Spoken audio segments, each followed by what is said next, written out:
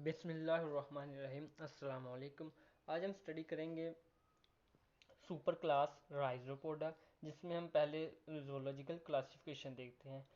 Kingdom की अगर बात करें तो इसका किंगडम प्रोटिस्टा है, phylum sarcomastigophora, super class rhizopoda, class zoomastigophora, family इसकी अमीबाडी है और जीनस इसका अमीबा है।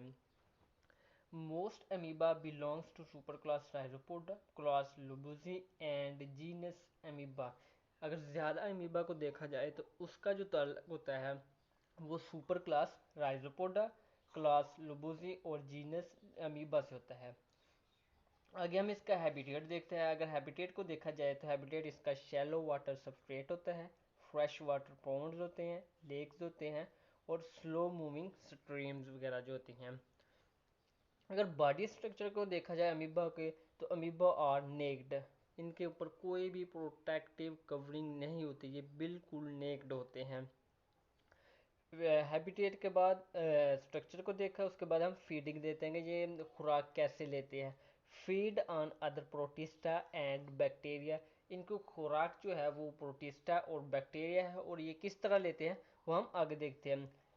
फैगोसाइटोसिस, ये खुराक जो है वो फैगोसाइटोसिस की मदद से लेते हैं।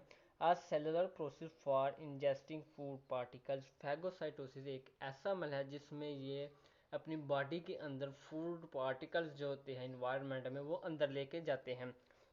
इसको हम एक छोटे से प्रोसेस से समझ के कोशिश करते हैं। ये एक अमीबा की बॉडी है, उसकी बाहर साइड में एक फूड पार्टिकल्स है और इनर साइड पर फूड वैक्यूल्स है।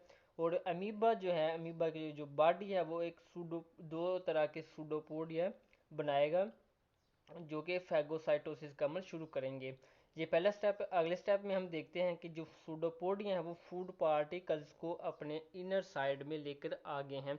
और उसके बाद थर्ड स्टेप में हम देखते हैं कि फैगोसाइटोसिस के अमल से फूड पार्टिकल जो है वो आगे फूड वैक्यूल्स में ट्रांसफ़र हो गया, और जो इसके इनर साइड पर लाइजोसोम होते हैं वो फूड वैक्यूल्स के साथ अटैच होते हैं ताकि आगे जाके डाइजेशन करवाई जा सके। इसके बाद थर्ड स्टेप में लाइजोसोम और फूड वैक्यूल्स के अंदर जो फूड पार्टिकल्स है उसकी डाइजेशन स्टार्ट होगी। और फोर्थ स्टेप में हम देखते हैं कि जो फूड पार्टिकल्स होता है फूड वैक्यूल्स में डाइजेस्ट हो चुका होता है। डाइजेशन ऑफ फूड पार्टिकल, ये था हमारे पास फैगोसाइटोसिस, जिसमें हम देखते हैं कि सूडोपोडिया की मदद से अमीबा अपने अंदर फूड पार्टिकल्स लेकर जाता है फूड वैक्यूल्स में, और फूड वैक्यूल्स के साथ जो लाइजोसोम्स होते हैं वो फूड पार्टिकल्स को डाइजेस्ट करके आगे बॉडी को जो एनर्जी है वो सप्लाई करते हैं। आगे हम रिप्रोडक्शन देखते हैं कि अमीबा रिप्रोड्यूस कैसे होते हैं। रिप्रोडक्शन की बात करें तो एसेक्सुअल रिप्रोडक्शन इसमें होती है। वो किस तरह होती है? बाइनरी फिशन के थ्रू। बाइनरी फिशन यानी कि एक जो इंडिविजुअल वो आगे जाके डिवाइड हो जाएगा दो इंडिविजुअल में। इधर हम छोटी सी डायग्राम में देखते हैं कि ये एक अमीबा है, वो बाइनरी फिशन की मदद से दो में डिवाइड होकर आगे ऐसे ये प्रोसेस चलता रहेगा।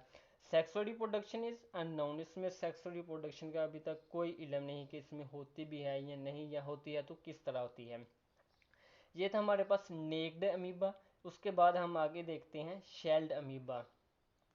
Other member have protective shell. जो दूसरे अमीबा हैं, जो जीनस अमीबा के दूसरे मेंबर्स हैं, उसके पास एक प्रोटेक्टिव शेल होता है जो कि प्रोटेक्शन करता है माइक्रो ऑर्गेनिज्म वगैरह से। सेक्रेट्स बाय साइटोप्लाज्म, और ये जो प्रोटेक्टिव शेल है वो सेक्रेट होता है साइटोप्लाज्म से। तो वो किस तरह का हो सकता है? इसके चार टाइप्स है हमारे पास। Calcareous, calcium carbonate. जब कैल्शियम कार्बोनेट साइटोप्लाज्म से सेक्रेट होकर शेल बनेगा उसको हम कैलकेरियस बोलेंगे। और जो प्रोटीनेशियस है, मेड ऑफ प्रोटीन। जब साइटोप्लाज्म के से जो प्रोटीन है वो रिलीज होंगी, सेक्रीट होंगी साइटोप्लाज्म में, तो उससे जो शेल बनेगा, टेस्ट बनेगा, उसको हम बोलेंगे प्रोटीनेशियस। और chitinous made of chitin. Chitin से जो हम मिलकर बनता है उसको हम काइटिनस शेल बोलते हैं। और सिलिशियस में होते हैं जो सिलिका की मदद से बनता है। ये थे हमारे पास फोर टाइप्स होते हैं इसके अंदर शेल्ड अमीबा के, जिसमें हम देखते हैं कैलकेरियस होता है, प्रोटीनेशियस होता है, काइटिनस होता है, सिलिशियस होता है। One or two openings to allow pseudopodia extruded। इसके अंदर ये जो शेल है, टेस्ट है, इसके पास जो है ना, वो एक या दो ओपनिंग होंगी, ताकि जो सूडोपोडिया है वो वो बाहर निकल सके for the help of locomotion and engulfing food. इसमें हम आगे देखते हैं कि जो शेल्ड अमीबा है उसमें हम आर्सीला, डिफ्लूजिया और एंट अमीबा हिस्टोलाइटिका को देखेंगे। तो सबसे पहले हम देखते हैं आर्सीला। आर्सीला के हैबिटेट की अगर बात करें तो ये फ्रेश वाटर शेल अमीबा होता है।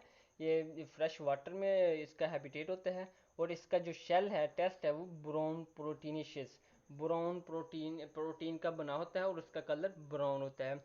शेल को अगर स्ट्रक्चर देखें तो वो flat on one side and dome on other side. ये हमारे पास एक अमीबा है इनर साइड पर, और इसका जो प्रोटेक्टिव लेयर है, शेल है, टेस्ट है, उसको हम देखें तो एक साइड से तो हमारे पास डोम जैसा गुंबद नुमा होता है, और दूसरा जो है हमारे पास बिल्कुल फ्लैट हमवार है। तो ये था आर्टसीला। आर्टसीला का हम देखते हैं कि फ्रेश वाटर में ये रहते हैं, और ब्राउन ब्राउन प्रोटीनिशियस का शेल होता है, जो कि एक साइड से फ्लैट होता है और दूसरी साइड से डोम लाइक होता है। आगे हम देखते हैं difflugia. Difflugia common fresh water shell amoeba, ये भी फ्रेश वाटर में मौजूद होते हैं, और इनके पास भी एक प्रोटेक्टिव लेयर होती है जिसको हम शेल बोलते हैं। Shall V shape of minerals embedded in a secreted matrix. अगर इसके शेल की शेप को देखें तो वो वेज लाइक, जैसा कि एक गुलदस्ता होता है उस तरह का होता है, और ये मिलकर बना होता है सेक्रेटेड मैट्रिक्स जो होती हैं सेल्स के अंदर, उसके अंदर जो मिनरल्स होते हैं उनकी मदद से ये शेल बना होता है। ये हम देखते हैं एक डिफ्लूजिया है इसके अंदर, और इसका ये एक प्रोटेक्टिव लेयर है जिसको हम शेल बोलते हैं।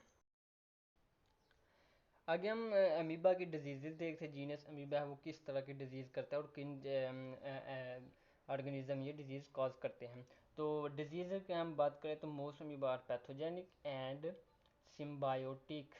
पैथोजेनिक मसलन के बीमारी डिजीज़ काज करते हैं, और सिम्बायोटिक सिम्बायोटिक हम उससे बोलते हैं जो इसमें दो ऑर्गेनिज्म, डिफरेंट ऑर्गेनिज्म का क्लोज रिलेशन होता है, रिलेशनशिप होता है, जिसमें एक दूसरे को ये फ़ायदा देते हैं। और पैथोजेनिक ऐसे होते हैं जिसमें ये डिजीज़ काज करते रहते हैं बॉडी के अंदर। और अगर अमीबा की बात करें तो ये कुछ पैथोजेनिक भी होती हैं, कुछ सिम्बायोटिक भी होते हैं। तो इसमें हम देखते हैं एंट अमीबा हिस्टोलाइटिका। ये एक एनएरोबिक पैरासाइट है। पैरासाइट है, ये ह्यूमन की बॉडी इंटेस्टाइन के अंदर रहता है, और ये एनएरोबिक पैरासाइट मतलब कि ये ऑक्सीजन की गैर मौजूदगी में रहता है। काज डिजेंट्री इन ह्यूमंस, और इसकी जो डिजीज़ जो काज करता है वो डाइजेंट्री पेचेस वगैरह को काज करता है। अगर इसकी तादाद को देखें तो in fact 35 to 50 million people in the world. इसने अब तक 35 to 50 मिलियन पीपल को इन्फेक्ट किया है, और उसमें से किल 55,000 पीपल इन अ ईयर, और एक साल में इसने 55,000 लोगों को कत्ल भी किया, ख़त्म भी किया है। इसकी डिजीज में इन्फ्लामेशन आ जाती है and ulcer of lower intestine में रहता है, तो उसमें ये इन्फ्लामेशन और अल्सर वगैरह कॉज करते हैं। जब ये इन्फेक्ट करता है, when infect not experiencing disease, जब ये इन्फेक्ट करता है एंड अमीबा हिस्टोलाइटिका, तो इसका हमें पता नहीं चलता है कि इसकी वजह से हमें कोई डिजीज़ काज हो रही है। इस वजह से इस डिजीज़ का इलाज करना भी मुश्किल होता है। लाइव इन इंटेस्टिनल फोल्ड्स, जो इंटेस्टाइन के अंदर फोल्ड्स होते हैं उसमें ये रहते हैं, और फीड करते हैं स्टार्च एंड म्यूकस, और जो इंटेस्टाइन के अंदर स्टार्च होती है, म्यूकस वगैरह होता है, उसको ये फीड करते हैं। Pass from one host to another pass from one host to another host by cyst. ये जो एक होस्ट से दूसरे होस्ट में जाते हैं, तो वो सिस्ट की मदद से जाते हैं। सिस्ट एक ऐसे सिस्ट हम उसको बोलते हैं जिसमें ये अपने इर्द गिर्द एक लेयर बना लेते हैं और उसके अंदर ही मौजूद रहते हैं। और जब in new host amoeba leave the host and live in new host intestine wall, जब ये न्यू होस्ट में जाते हैं तो ये जो अमीबा है वो अपना सिस्ट जो है, अपनी आउटर कवरिंग जो होती है उसमें से निकलेगा, और दूसरे होस्ट में जाके इंटेस्टाइन में जाके रहेगा, उसमें ये स्टार्च और म्यूकस वगैरह को फीड करेगा और डाइजेंट्री कॉज करेगा ह्यूमन में। ये तो हमारा टॉपिक आज सुपर क्लास राइजोपोडा, जिसमें हमने जीनस अमीबा देखा, उसके बाद हमने डिफ्लूजिया देखा, अर्सिला देखा एंड अमीबा हिस्टोलाइटिका का एंड अमीबा हिस्टोलाइटिका को देखा। तो उम्मीद है कि आपको समझ आई होगी। अगर आपको समझ आई है तो शेयर और लाइक ज़रूर कर दीजिए।